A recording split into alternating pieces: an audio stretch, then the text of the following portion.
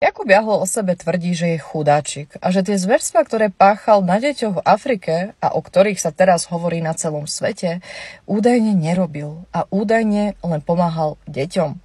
Vystáva tu logická a legitímna otázka. Ak je Jahl taký nevinný a nič zle v Afrike nerobil, tak prečo tam už dávno nešiel a nenahral s tými svedkami, políciou a deťmi rozhovor? Nech pozve slovenských, českých, medzinárodných novinárov a nech spolu vycestujú do Tanzanie, urobia investigatívu a rozhovory so všetkými svedkami a deťmi, ktoré hovoria o všetkých tých zverstvách, ktoré Jahl na nich páchal, a nech dokáže svoju nevinu. Však peniažky na to má, keďže každý boží deň žobre od ľudí na sociálnych sieťach, aby mu pomohli finančne na boj proti sektám. A pod každým videom na YouTube, okrem IBANov jeho účtov, nič iné nenájdete. Tak kde je problém? Čomu bráni ísť do Tanzanie a dokázať svoju nevinu? Že by to bolo preto, že tam má zákaz vstupu? Mám pre ňoho ešte jeden návrh. Ako mu napísal jeden pán, však keď si taký nevinný a sú to tvoji kamoši, prečo s nimi neurobiš online rozhovor, aby dokázali, že je to lož? Je to logické. Z pohodlia domova netreba nikde jazdiť, stačí len zapnúť Zoom. Odpoveď Jahla?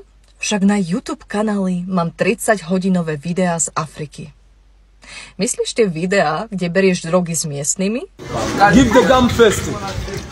Give the gum first. Tam, kde hovoríš, že si každý deň v Afrike zhulený?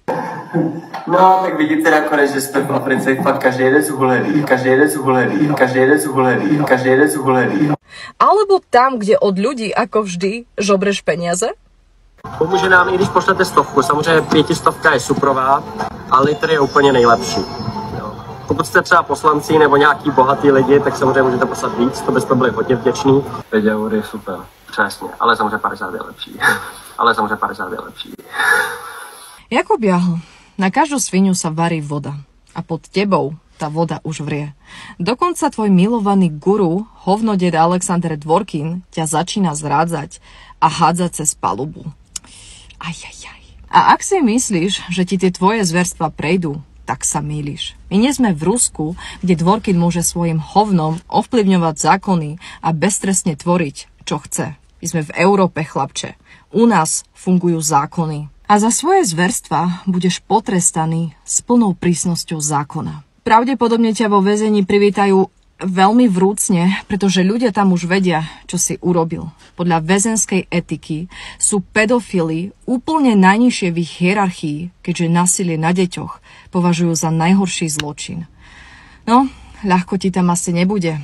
A ešte keď berieme do úvahy tie tvoje smradľavé koprofilné potreby, som si istá, že tie svoje hnedé delikatesy si tam užiješ do sytosti.